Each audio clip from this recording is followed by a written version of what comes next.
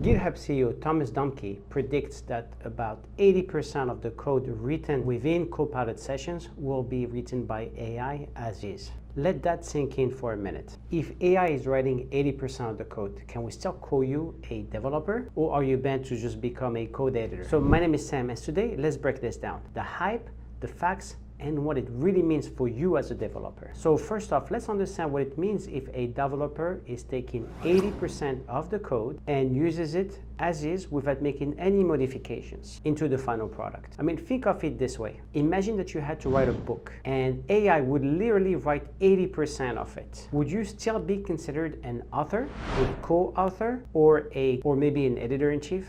I probably would imagine I would call you an editor-in-chief at best. And so it's pretty much the same thing when it comes to coding. I think it's fair to say that if AI is generating 80% of the code, you're not the author. It's just not yours. And you may say, so what? What matters is speed, is that I'm getting things done on time. And to be honest with you, this can be true. But in some cases, it's not that easy. So let's first take the case where this is a good thing. And to be honest with you, the only time I think this could be a good thing is if you're working on a small project, something that needs to be done quickly and dirty sometimes, we'll say like quick and dirty. I think that case is fine. You know, you just need to get things going, and I think that would definitely work for you. Another case is for an MVP, where the code structure and the code viability is not important. You just need to show something and make sure that the concept is working. So now let's talk the case why this is not good. And the first thing that comes in mind is enterprise level applications. I mean, without getting into the whole issue of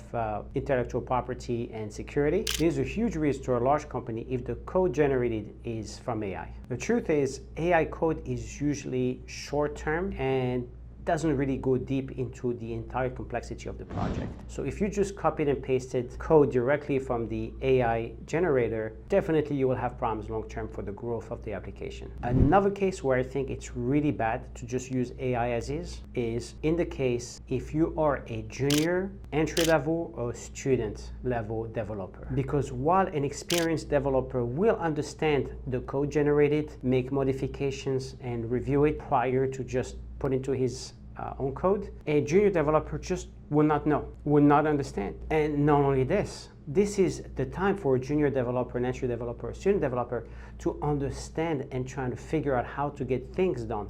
And so if AI does it for you, it's like if somebody's doing your homework, you don't have the opportunity to learn anything. So for me, the biggest risk of AI generating your code is really for those new developers that don't understand yet how to code properly.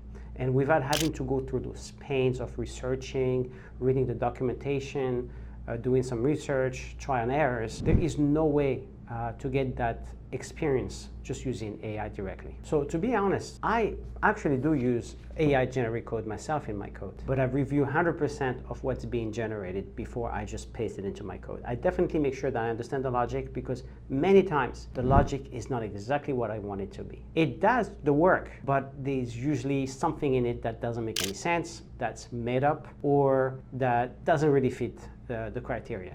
That's why I don't just copy and paste. And this is what I really recommend to all the developers out there. So personally, like I said, I use AI for small functions typically, very contextual code where things needs to be in and out, more like a box type of feature, so that I don't have to plug it too deep into my code. Definitely never involved with architecture design. Anyway, this is my perspective. And if it really becomes true that 80% of the code generated in the future is AI, I can promise you that this will cause a lot of problems in the applications in the future. Again, my name is Sam, and if you like this kind of content, don't hesitate to like and subscribe. Let me know if you agree with me in the comment section, and as usual, I will see you in the next one.